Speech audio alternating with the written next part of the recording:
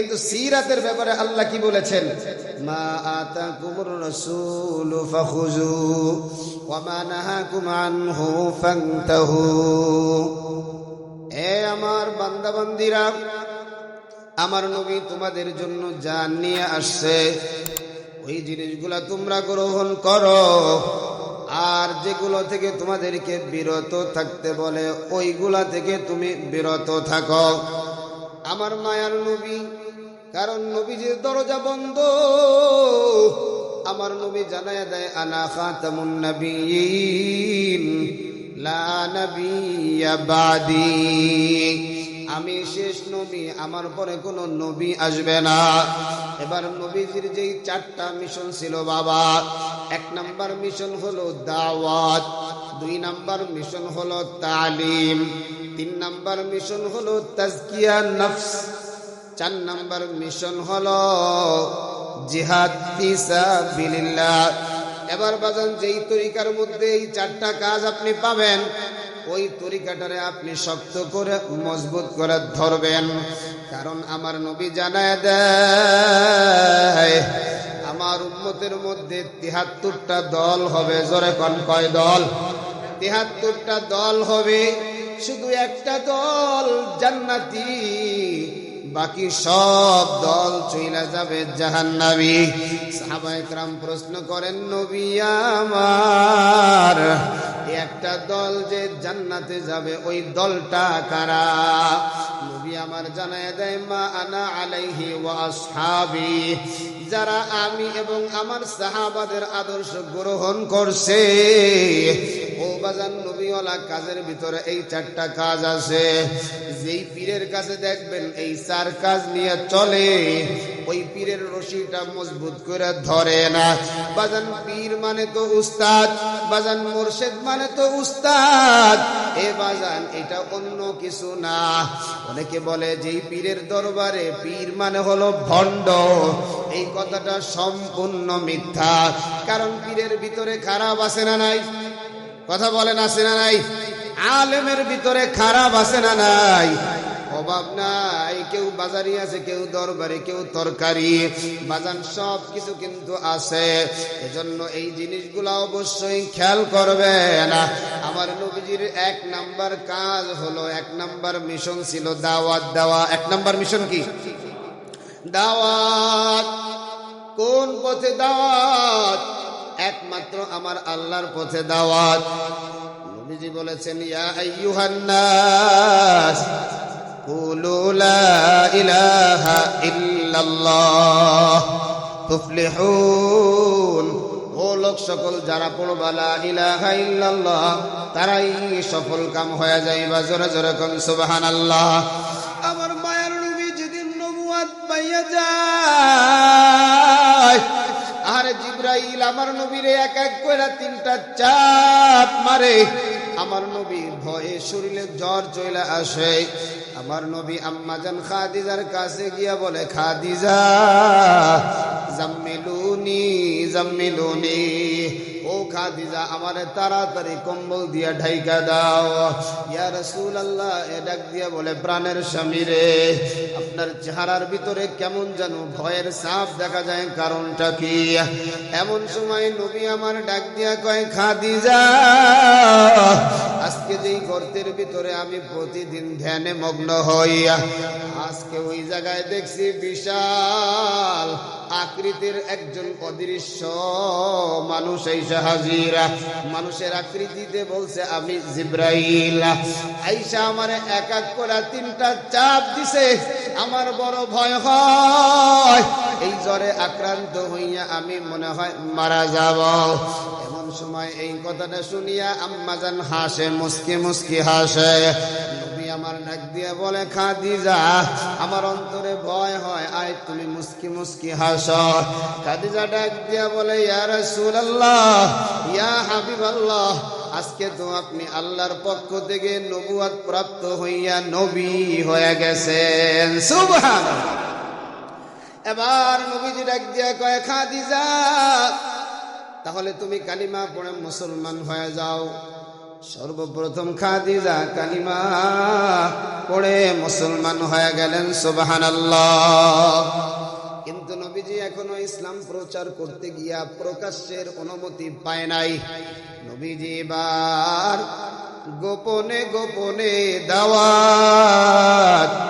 এক নাম্বার মহিলাদের মধ্যে মুসলমান হলো আম্মাজান খাদিজা। এবার আবু বকর রে নবী পাইছে, ডাক দিয়া বলে, আবু বকর, আল্লাহ পাক তো আমারে নবুয়ত দান করছে। আবু বকর ডাক দিয়া বলে, ইয়া রাসূলুল্লাহ, তাড়াতাড়ি আমারে কালিমা পড়াইয়া মুসলমান বানায়া দেন। জোরে জোরে কোন সুবহানাল্লাহ। নবী ডাক দিয়া বলে, আবু বকর, আমি যে নবী হইলাম, আমার নবুয়তের কোনো প্রমাণ তো তুমি নিলা না। আবু বকর ডাক দিয়া কয়, নবী আমার, ওই যে সিরিয়ার জমিনে একটা সফরে আপনিও ছিলেন, আমিও ছিলাম। আমি তাকায় তাকায় দেখছি আপনি রাস্তা দিয়ে যখন হাঁটছেন, দুই পাশের গাছগুলো আপনাকে সেজদা দেয়। একটু জোরে কর না সুবহানাল্লাহ। নবীজির মিশন হলো একটা, এবার দাওয়াত, গোপনে দাওয়াত, প্রকাশ্যে দাওয়াত না। বাজান, এইভাবে দাওয়াতি কার্যক্রম চলতেছে। যতই প্রকাশ্যে থাকুক গোপনে থাকুক, কিন্তু প্রকাশ হয়ে যায়। আবু জাহেল, উতবা, শাইবা, ওলীদ ইবনে মুগীরা, এদের মধ্যে পেরেশানি শুরু হয়ে গেল। মুহাম্মদ বাপ দাদার ধর্ম সাইরা মুহাম্মদ এবার নিজের ধর্ম প্রমোট করতেছে। নবী আমার চিন্তা করলেন, আমি যে নবী হইছি, এই নবীতেও আমি যে নবী হইছি সকলকে জানানোর দরকার। নবী এবার কি করলেন, পাহাড়ে কুবাইস, ওই পাহাড়ের উপরে সকলকে ডাকলেন। কারণ আগেকার নিয়ম ছিল, একটা ঘোষণা, গুরুত্বপূর্ণ ঘোষণা দেওয়ার জন্য পাহাড়ের উপরে ওইটা ঘোষণা করত, আর সব মানুষগুলা নিচে দাঁড়াইয়া ঘোষণা শুনত। নবীজি এবার দাঁড়ায় বলে, ও আমার মক্কা নগরীর মানুষ, আমার নাম আল আমিন উপাধি আমি দেই নাই, আপনারা দিয়েছেন। এবার আমি আপনাদেরকে জানাইতে চাই, এখান থেকে যদি একটা ঘোষণা দেই, এই পাহাড়ের পিছনে শত্রু বাহিনী আছে, আপনাদেরকে যে কোনো সময় আক্রমণ করতে পারে, আর ওই আক্রমণে আপনাদের সকলের জীবনটাও ধ্বংসের পথে চইলা যাইতে পারে। তাহলে আমার এই কথাটা কি আপনারা বিশ্বাস করবেন? সব মানুষগুলো এক বাক্যে বলল, মুহাম্মদ কোনোদিন মিথ্যা কথা বলে নাই, তুমি কোনোদিন মিথ্যা কথা বলো নাই, আজকে যদি তুমি বলো আমরা এক কথায় মেনে নিব। আমার নবী তখন দিলটাকে নরম করিয়া নিজের রক্তের চাচা ভাই, ভাইয়ের বেটা, আত্মীয় স্বজন, এলাকার প্রতিবেশী ডাক দিয়া বলে, ও আল্লাহর গোলামেরা, আমি তো দেখতেছি মরণের পরেই ধাউ ধাউ করে আগুন, তোমাদের জন্য জাহান্নামের আগুনগুলো জ্বলতেছে। তাড়াতাড়ি কালিমাটা পড়িয়া নাও। আমি আল্লাহর প্রেরিত রাসূল মুহাম্মদ, কালিমাটা যদি পড়িয়া যাইতে পারো, কালিমা পড়তে দেরি হয়, জান্নাতি মানুষ হইতে দেরি হয় না। জোরে জোরে কোন সুবহানাল্লাহ। এই কথা বলার পরে ওই জায়গায় আবু জাহাল, উতবা, শাইবা সবাই ছিল, আবু লাহাবও ছিল। কেউ কোনো শব্দ দেয় নাই। আবু লাহাব ডাক দিয়া কয়, ধ্বংস হোক মুহাম্মদ, এই কারণে কি তুমি আমাদেরকে একত্রিত কইরা আমাদের এই সময়টা নষ্ট করেছ? সাথে সাথে একটা পাথর নিছে, পাথর নিয়ে আমার নবীজির দিকে মারছে। আমার নবীজির গায়ে লাগে না, কিন্তু নবীজির পাগল আল্লাহ দেখে কি দেখে না। মুহূর্তের মধ্যে নবীজির চেহারাটা মলিন হয়ে গেছে। আমার আল্লাহ সাথে সাথে সূরা নাজিল করে জানায় দেয়, তাব্বাত ইয়াদা আবি লাহাবি ওয়া তাব্বা মা আগনা আনহু মালুহু ওয়া মা কাসাব সায়াসলা নারান যাতা লাহাবি ওয়া ইমরাআতু حمالة الحطب في জিদিহা হাবলুম মিন মাসাদ। সাথে সাথে আল্লাহ বলে নবী আমার আদম আলাইহিস সালাম আমি আল্লাহর বড় পাগল, হযরতে নূহ আলাইহিস সালাম আমি আল্লাহর বড় পাগল, হযরতে মূসা আলাইহিস সালাম আমি মাওলার বড় পাগল, হযরতে ইউসুফ আলাইহিস সালাম আমি মাওলার বড় পাগল, হযরতে ইয়াকুব আলাইহিস সালাম আমি মাওলার বড় পাগল। সব সময় আমি মাওলার দিকে তারা তাকায় থাকে। ও নবী আমার আমি আল্লাহ, আপনি মুহাম্মাদের বড় পাগল। আল্লাহু আকবার। নবীকে আমি দেখেছি আপনার রক্তের মানুষগুলো আপনার সাথে কি আচরণ করেছে, আপনার প্রতিশোধ নেওয়া লাগবে না,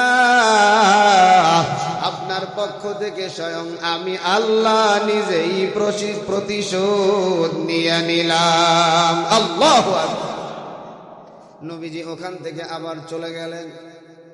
নবীজি এবার পর্যায়ক্রমে দাওয়াতের ধাপ এক এক সময় এক এক জায়গায় দাওয়াত দেয়। বাইতুল্লাহ একটু দূরে, বাইতুল্লাহর প্রায় কাছাকাছি আমার নবী একদিন সিজদায় পড়ে গেলেন। কারণ বান্দার জন্য আল্লাহর সবচাইতে কাছে যাওয়ার জায়গা হলো সাজদা। জায়গা কি? সাজদা। আমার নবী সিজদায় পড়িয়া কাঁদতেছে আর বলতেছে আল্লাহ, এত দাওয়াত দিতেছি, আরবের মানুষেরা তো হেদায়েত গ্রহণ করে না, কালিমা পড়ে না। আল্লাহ আপনি মানুষের দিলগুলো নরম করিয়া দেন, নরম বানায়া দেন। এই পাশেই বসা ছিল আবু জাহাল, উতবা, শাইবা, ওলীদ ইবনে মুগীরা।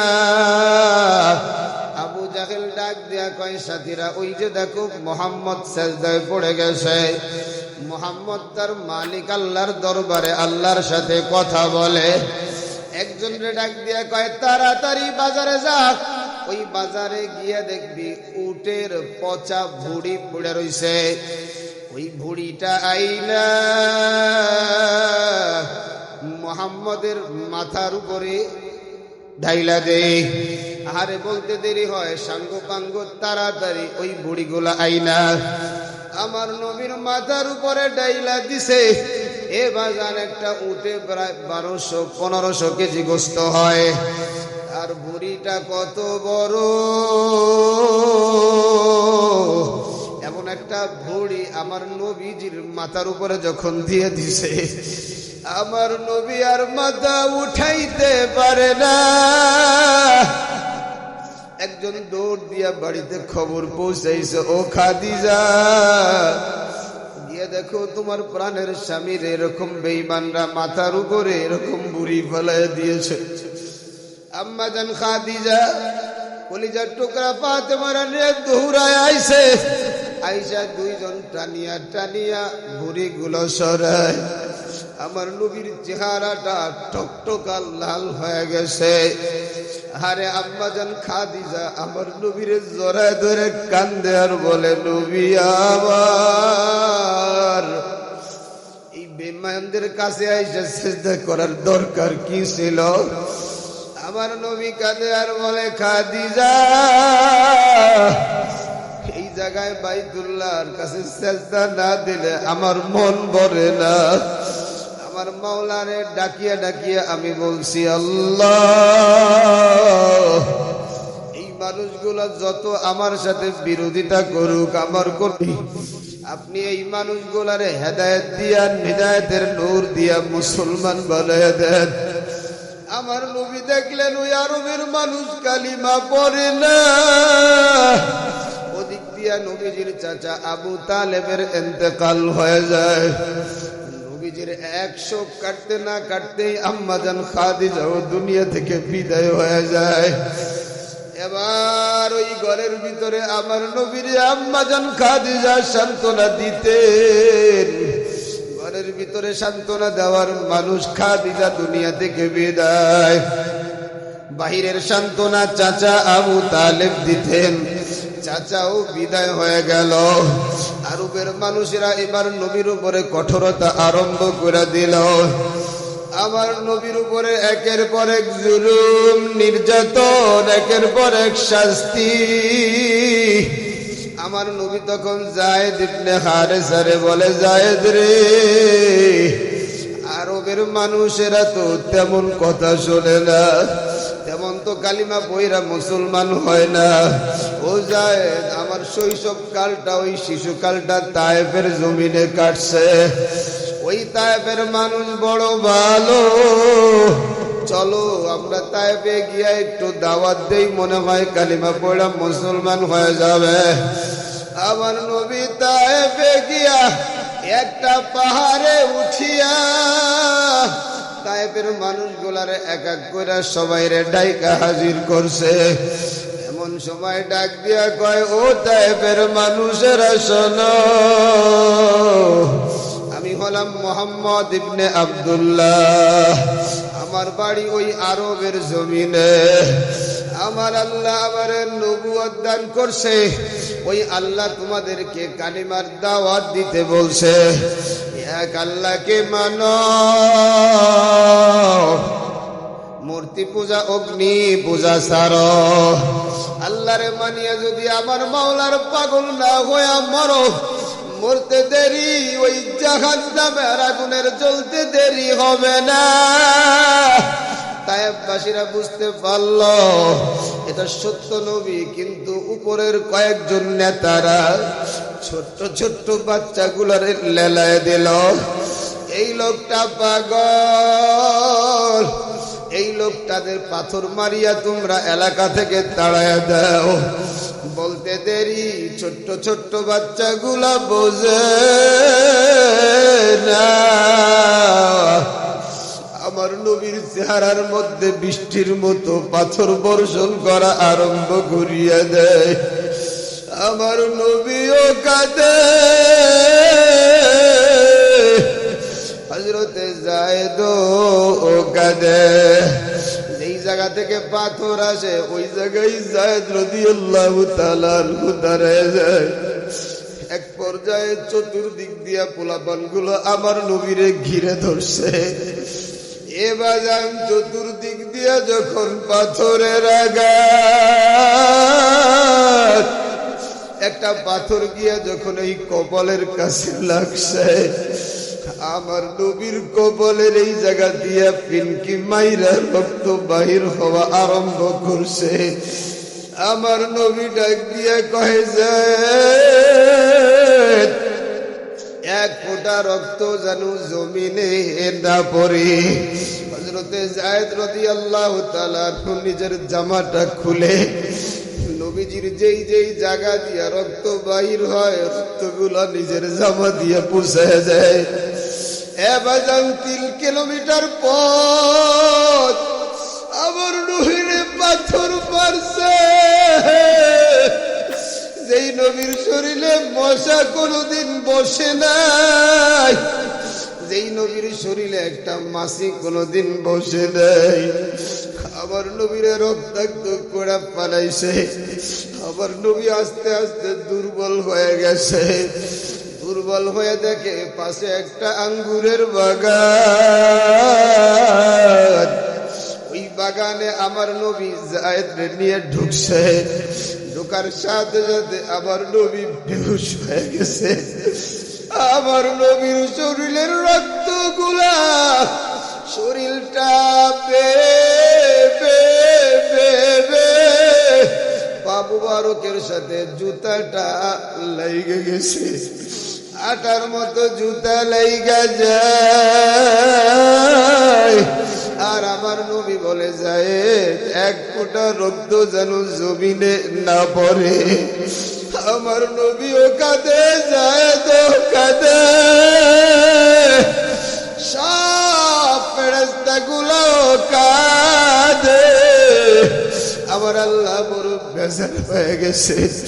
আমার আল্লাহ কয়, জিবরাইল তাকাইয়া দেখো আমার হাবিব রে কেমন করিয়া মারিয়া মারিয়া রক্তাক্ত করে পালাইছে। ও জিবরাইল, আমার তো আর সহ্য হয় না, তাড়াতাড়ি যা। 2 দুইটা পাহাড়ের চাপ দিয়া তায়েফবাসীর ধ্বংস করে দে, শেষ করে দে। জিবরাইল দুইজন পাহাড়ের দারওয়ানরে নিয়ে হাজির। ডাক দিয়া কয়, নবী আমার, এই যে দেখেন আল্লাহর ফেরেশতাগুলো কাঁদে, আমি দুই পাহাড়ের দুইজন দায়িত্বশীল ফেরেশতা নিয়ে হাজির হয়েছি। আপনি যদি বলেন দুই পাহাড় দিয়া চাপ দিয়া যেই মানুষগুলো আপনারে কষ্ট দিছে মানুষগুলারে শেষ করে দেও। আমার নবী কাঁদে আর বলে, ও জিবরাইল, এই মানুষগুলা আমি নবীরে চেনে না। এই মানুষগুলা যদি আমারে চেনত, এই মানুষগুলা যদি আমারে বসত, কোনদিন আমার শরীরে একটা পাথরের টুকরাও দিত না। জিবরাইল, এই মানুষগুলারে যদি মারিয়া ফেলে আমারে কে নবী বলবে, কে আবার আল্লাহর আল্লাহ বলিয়া ডাকবে? ও জিবরাইল, আমার কোনো কষ্ট হয় নাই, আমার কোনো দুঃখ নাই, আমি এই তায়েফের সব মানুষগুলারে মাফ করে দিলাম। আল্লাহু আকবার। বাজানেরা, এমন মায়ার নবী পেয়েছি যাকে এমন করে মারার পরেও নবী বলতেছে, জিবরাইল আমি মাফ করে দিলাম। সেই জায়গায় যেই বাগানের ভিতরে নবীজি আশ্রয় নিয়েছিলেন, এই আদ্দাস রাদিয়াল্লাহু তাআলা আনহু নবীজির এই অবস্থা দেখা উনিও কান্না আরম্ভ করেছেন, অথচ উনি মুমিন না, উনি একজন ইহুদি। আরে কাঁদতে কাঁদতে চিন্তা করলেন, একজন লোক রক্তাক্ত হয়ে আমার বাগানে এসে পড়ে আছে, সাথে সাথে আঙ্গুর এক বেলা আঙ্গুরকে রস করায়া আমার নবীজিকে দিলেন, মোহাম্মদ আপনি পান করেন।